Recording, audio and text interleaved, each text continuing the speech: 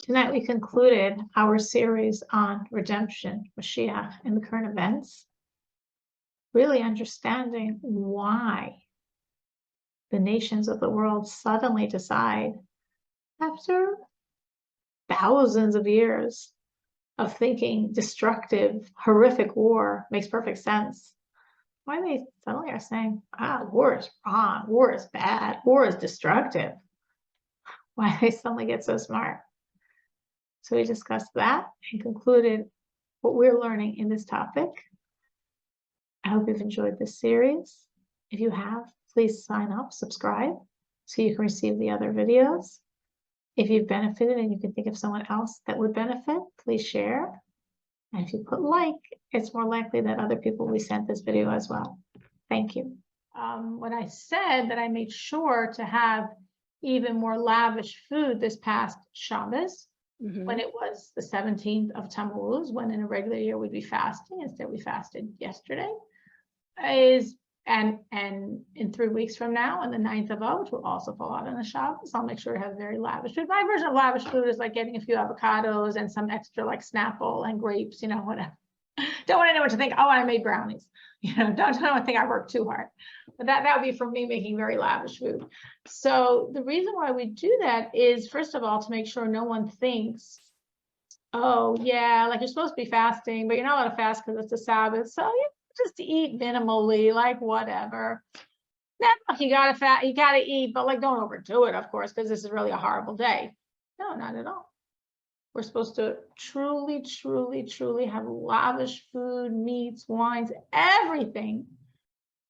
And especially when it's the 17th of Tammuz or the 9th of Av, because in that situation, as the Lavash Rebbe explains, the reason we're eating and drinking then and celebrating is because every fast day in its core is really resonating the redemption, Moshiach. Why is a fast day resonating the redemption? Because these fast days came, if we will, commemorating the destruction of the temple. Now, God follows his rule book. And his rule book says you're not allowed to destroy a temple. You're not even allowed to destroy one stone of the altar. And here he burnt the whole thing. You could say, no, he didn't do it. The Babylonians did it. The Romans did it. No, we don't buy that. It's all you, God. There's nothing but you, God. So you burnt it. You destroyed it. The Babylonians and Romans were just your henchmen, your tools. You did it. So God, how are you allowed to do that? You're not keeping the rules. Well, of course, God keeps the rules. How's he allowed to do that? Because the only time you're allowed to break it down is to build something more beautiful. It's not destruction, it's construction. So what we viewed as the destruction of the first temple and the second temple on the same day is only allowed because it's a construction of the ultimate temple of the third temple, which means the core of all of these 4 fast days commemorating the destruction of the temple is the rebuilding, is redemption. That's true every single year. But when these days fall out on the Shabbos, Shabbos itself is the energy of redemption. As it says, redemption is like one long, beautiful Shabbos. So Shabbos is the energy of the redemption. So the energy of the redemption, Shabbos, so to speak, evokes the core, the redemptive energy of these fast days. So what I'm experiencing is these fast days in their truest self, when they're Moshiach parties. And that's why we celebrate, and that's why we have extra food, because it's a 25-hour Moshiach party. When we have the complete revelation of the redemption of Moshiach, we'll keep all the holidays. But Passover, Sukkot, it'll be like, because every day Moshiach's a holiday. And then much bigger than that will be Purim. It says Purim will be the biggest of all those traditional holidays. So that will still be very special. And much bigger than that will be these 4 fast days, which, as the prophet Micha says, or Zechariah, I think I'm confused. It's Micha or Zechariah, don't quote me on that one, are going to all be days of rejoicing. They're all going to be holidays, and they're going to be the biggest holidays. The biggest holidays. My husband read, I don't remember from where, that some say that Moshiach comes from the 17th of Tammuz to the 9th of Av, 3 weeks, of course. So we'll have the 17th of Tammuz, this big holiday. And then we'll have like 3 weeks of, like, so to speak, Chol HaMoed. Just like in Passover, we have Chol HaMoed. On Sukkot, you have Chol HaMoed. So it'll be like Chol HaMoed from the first day of the holiday, the 17th of Tammuz, to the concluding day of the holiday, the 9th of Av, with 3 weeks of Chol HaMoed in between. It's just showing the power these days are going to have and be revealed in, then they have that power now. And when it comes out on Shabbos, we get to taste it. So thank you, Miriam, for your question. Thank you, Rivka, for your question. Anyone else have any other questions before we continue? I really want Moshiach to come. Amen. I think there's a lot of people that want Moshiach to come because of all the pain. And there's people that want Moshiach to come because that's God's will. And there's people that want Moshiach to come because they want to see God. And if you want Moshiach to come because of the pain and overdone this world, if you want Moshiach to come because that's what God wants and you want what God wants, if you want Moshiach to come because you want to see God, you want to be with God, you want to be one with God, for whatever level, whatever reason, the main thing is we want Moshiach now. There are a lot of reasons, right? There's a lot of reasons. A lot of reasons. Both the transformation of the negative and the enormous positive. God's will, purpose for creation being fulfilled. Why did he do this all 5,782 years ago? For one reason, for Moshiach. Like when you said, what is this? It's going to be lifted and we're going to see. I think this one is the most, not only significant, but spectacular reason. You know, it's just so spectacular. It is. That happens to be the purpose of all creation. And the reason why we're all doing this, every step, 5,782 years is for that one goal. That's pretty spectacular.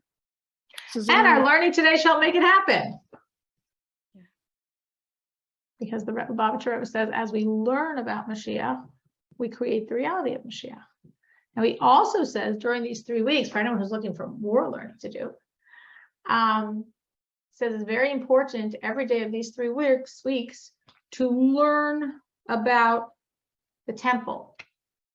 The laws of the temple are in Maimonides. In Hebrew, they're called Hilchos Beis Habachira, which in English is probably translated as the laws of the temple.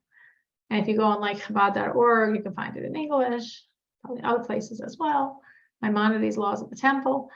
And the Lubavitcher Rebbe says we should learn about the temple every single day of these 3 weeks, besides the 9th of Av, when legally we wouldn't be allowed to. And the reason why is based actually on a midrash. When the Jews were in captivity and exile in Babylonia, Yecheskel, the prophet, was given a vision by God of the ultimate temple. And God told him to share it with the Jewish people. And Yecheskel said, I'm going to go to these Jews that are in Babylonia and share with them this vision. That's going to be so depressing. It's going to be so sad for them. Let's wait till they get redeemed. They go back to Israel, and then I'll share it with them. And God said to Yecheskel, very powerful words, just because my children are in Israel, my house should also be destroyed.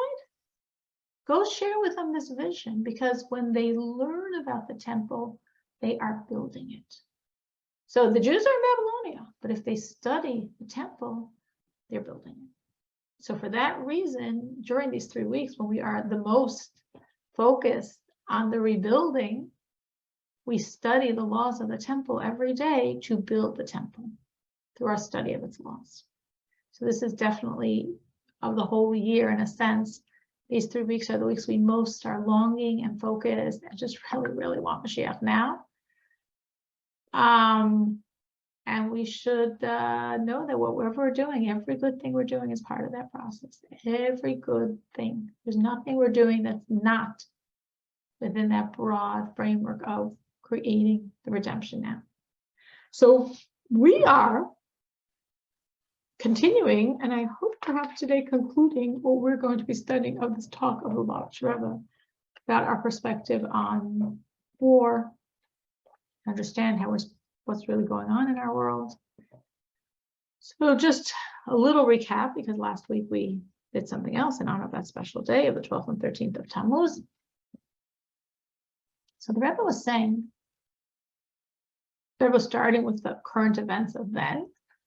In 1991, this amazing United Nations peace agreement, disarmament agreement between all the superpowers, between the Security Council members of the United Nations, how everyone's agreeing to focus on disarmament, to use the money to demilitarize, to use the money for food for the people of the world.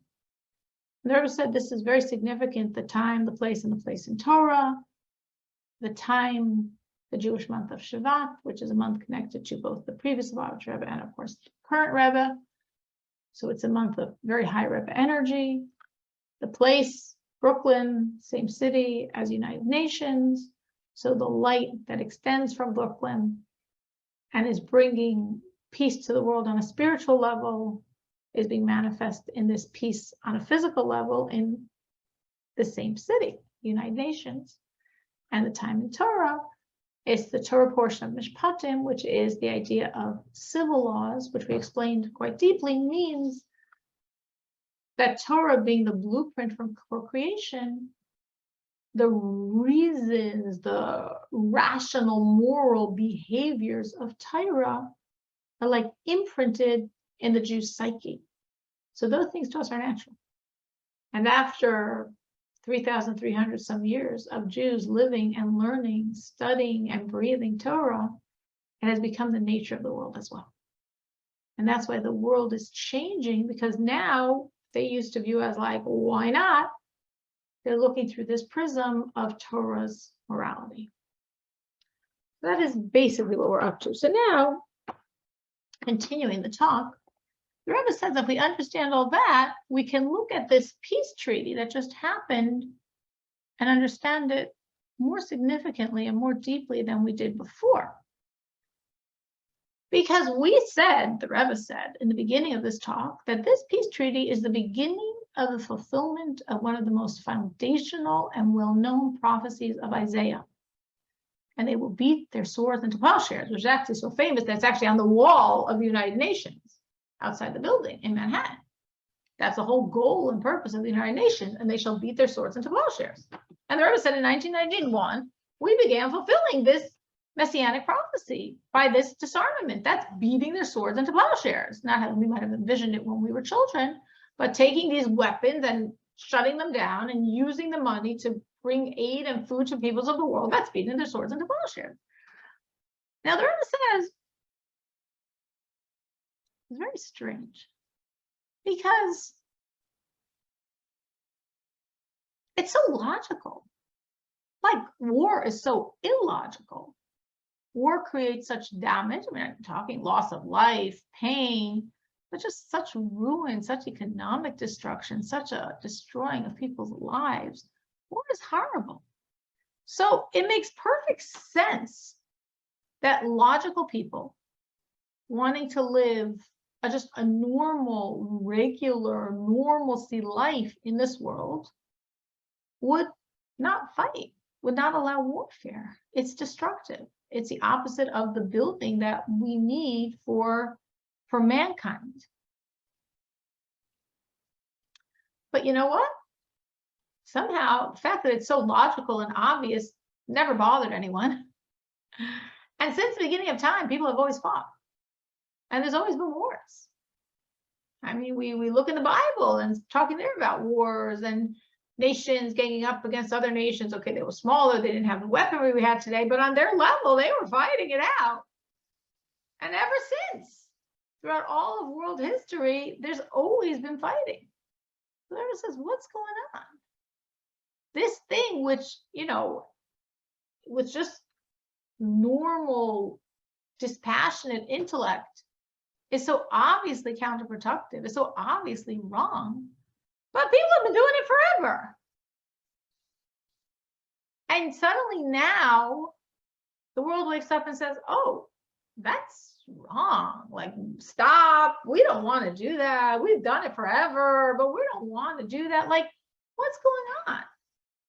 Can we say it's because, well, war doesn't make sense? Well, war never made sense. It's not like suddenly in the 20th century, war doesn't make sense. It never made sense. And yet man always fought, always fought, always fought. No matter what history you've ever studied, you've definitely studied wars. They always fought. So how could it be that suddenly mankind wakes up and says, this is stupid, this is wrong, this is counterproductive, this makes no sense, we're wasting our resources, this is mutually non-beneficial? What happened that man suddenly decided the obvious, that war makes no sense and is wrong and cannot happen? The Rebbe says for a very simple reason. Because the spirituality of the world changed. And since the spirituality of the world changed, that trickled in and changed the physical plane of man's vision, of man's thoughts, of man's perspective on reality. Meaning, since the beginning of time, war was wrong. Since the beginning of time, war was destructive and horrible and cruel. And since the beginning of time, people always fought. But now that spiritually we've reached a time of, so to speak, they will beat their swords into plowshares. We've reached a Moshiach demarcation line. Because we've spiritually reached that Moshiach reality on a certain level, physically it's penetrating the world as well. And that's why these people, these leaders of the world, with their own human brains, are saying war. That's such a waste of resources. That there must be a better way to solve issues than that. That's so destructive. Like, why would we do that? So why are they? Well, it's very normal what they're saying. True, it's normal, but man never said it before. So why are they saying that? Because the spiritual creates the physical reality. When something is true on a spiritual plane, it's true on the physical plane. So since on the spiritual plane, we've reached the time of peace, we've reached a level of Moshiach, redemption, world peace.